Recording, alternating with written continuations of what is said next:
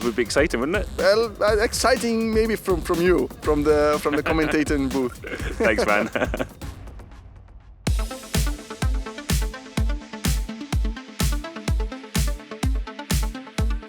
So we're back in Buenos Aires for the third time. The first time we've been to a Formula E track in every single year of the championship, and what a track to come back to. It's lovely and warm, there's all the steak, there's all the wine, it's perfect. A lovely place. This is, I think, my favourite track on the calendar, as so far the ones we've seen. I love it. I love the last corner segment. It produces good racing, and I bet it's an absolute hoot to drive. Well, the drivers are out doing their track walk, so let's go and see who we can find. Jeff, turn one here. What's the secret? Brake late, don't go too far, and get a good exit. Obviously, that's a really important corner because that's the longest straight of the season. Big opportunity for overtaking. Need to get a good exit. Long straight line too after, which is another overtaking opportunity. So yeah, pretty important corner. You can lose a lot of time. Obviously, braking in Formula E is difficult.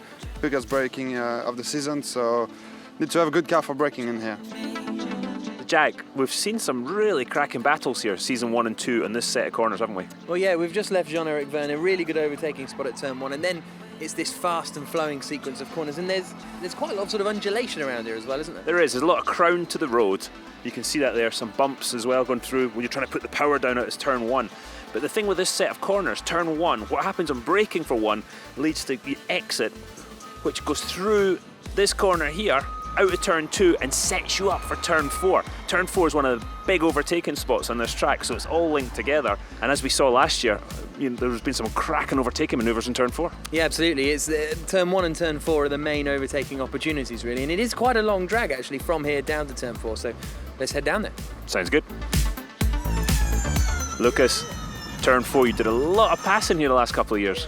Yeah, it's a long straight with a hard braking, so you can really go on the inside and try to use a little bit more energy and try that pass here. Here in Buenos Aires, have a lot of places to overtake, and the track is very wide, as you can see, long straights. So it's a beautiful track for racing. If it rains, are these white lines here going to create a problem? Yeah, definitely. All these lines, they make the grip drop very much. So when you come in here and you're braking, when you reach this stage, you have to lift the brakes so you don't lock the wheels and you miss a corner. So hopefully, we don't know if it's going to rain. You're saying that, but if it rains, it will be our first ever race in the wet. It would be exciting, wouldn't it? Well, exciting maybe from you, from the commentating booth. Thanks, man. So that's the exit of turn 4. Then there's this sort of short little sprint up towards turn 5. And whilst it sort of looks flat on television, it is actually a little bit downhill. It's quite cambered, like a lot of this circuit, and that causes, a bit of a challenge under braking. We have seen some overtakes into this corner. If you're feeling particularly brave, will anyone be brave this weekend? We'll find out. So Sebastian Buemi is the championship leader for the Renault team. What do you have to do with this chicane? Do you have to attack it? Do you have to be careful? You have to be as close as possible to the wall, make sure you don't touch them. Closer you get to the wall, straighter the car goes through the corner, and that's how you carry more speed. So clearly you need to be on the limit of braking your front wing into this bollard, but make sure you keep it on the car, and that's the quickest way. So we found Sambert at the sort of final corner. The actual timing line's back there, but this is the exit onto the main straight, and you had some fun around here last year.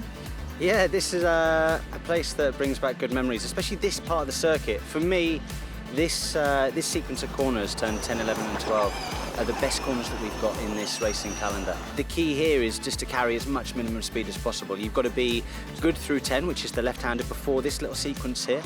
Not go too wide on the exit. You've got to prepare, get the car back all the way to the left-hand side of the track, which is by the visa boarding there, and then you just sling it into this one here by the great big statue. Take a bit of curb and sort of hope that you don't land up in the wall just there.